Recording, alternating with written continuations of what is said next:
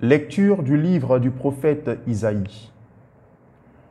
Chapitre 55, les versets 10 à 11.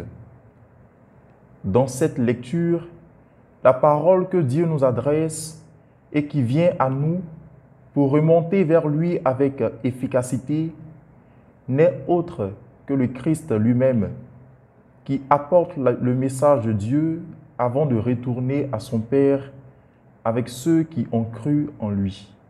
Écoutons. Ainsi parle le Seigneur.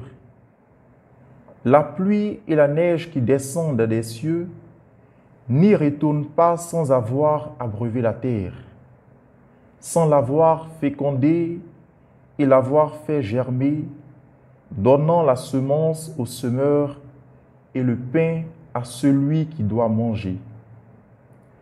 Ainsi, ma parole qui sort de ma bouche ne me reviendra pas sans résultat, sans avoir fait ce qui me plaît, sans avoir accompli sa mission. Parole du Seigneur. Évangile de Jésus-Christ selon saint Matthieu, chapitre 6, les versets 7 à 15. Dans ce texte, saint Matthieu nous enseigne que la prière est au centre des pratiques du carême. C'est pourquoi on entend aujourd'hui l'enseignement de Jésus sur la prière et les formules qu'il a lui-même enseignées à ses disciples. Écoutons. En ce temps-là, Jésus disait à ses disciples, « Lorsque vous priez, ne rabâchez pas comme les païens.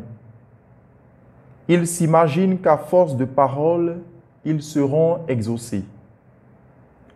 Ne les imitez donc pas, car votre Père sait de quoi vous avez besoin, avant même que vous l'ayez demandé. Vous donc, priez ainsi.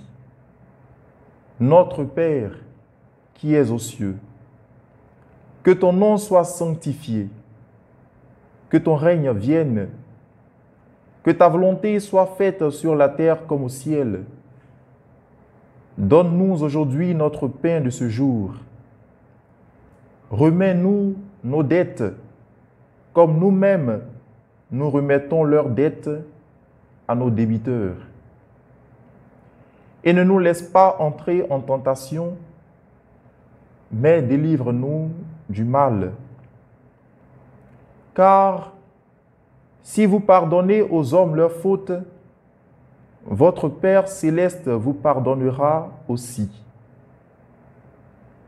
Mais si vous ne pardonnez pas aux hommes, votre Père non plus ne pardonnera pas vos fautes. »